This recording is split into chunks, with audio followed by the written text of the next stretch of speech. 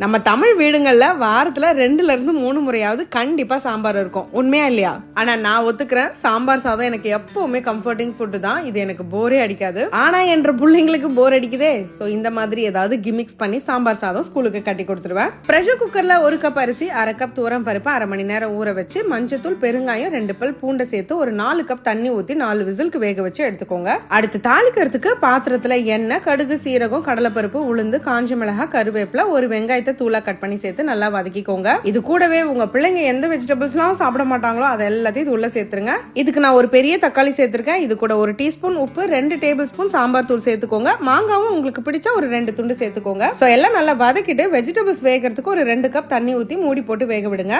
Actually இது எல்லாத்தையும் சேர்த்து வதக்கி நீங்க 1 பாட்டா பிரஷர் குக்கர்லயே செய்யலாம். பட் எனக்கு வெஜிடபிள்ஸ் ரொம்ப மசிஞ்சிடக்கூடாது. சோ அதனால நான் அரிசி பருப்பும் தனியா வேக வச்சு இது உள்ள சேர்த்துக்கிட்டேன். கடைசியா ஒரு சின்ன லெமன் சைஸ் புளியும் கரைச்சு உள்ள சேர்த்துக்கோங்க. மூடி போட்டு ஒரு 5 நிமிஷம் வேக வச்சு எடுத்துக்கோங்க. ஃபைனலி கை நிறைய கொத்தமல்லியும் நெய்ல வறுத்த முந்திரியும் உள்ள சேர்த்துக்கோங்க. பசங்க என்னமா சாப்பிடுறாங்கன்னு மட்டும் பாருங்களேன். யூசுவலா சோறுல சாம்பாரை மிக்ஸ் பண்ணி சாப்பிடுறது வழக்கம் தான். பட் இந்த மாதிரி சாம்பார் சாதமா கொடுக்கும் போது பசங்க நல்லாவே சாப்பிட்டுட்டு வந்துடுறாங்க. இந்த சாம்பார் சாதத்தோட உருளைக்கிழங்கு வறுவலோ, வாழைக்காய் வறுவலோ எது வேணாலும் வச்சு கொடுக்கலாம். இல்ல கலர் சேர்க்காத வத்தல், அப்பளம் எது வேணாலும் கொடுத்து அனுப்புங்க. அப்படியே மறக்காம ஸ்டவோட சமைக்கும் போது கொஞ்சம் லவ்வோடு சமைச்சீங்கன்னா சுமாரா இருக்கிற சமையல் கூட சூப்பரா இருக்கும்.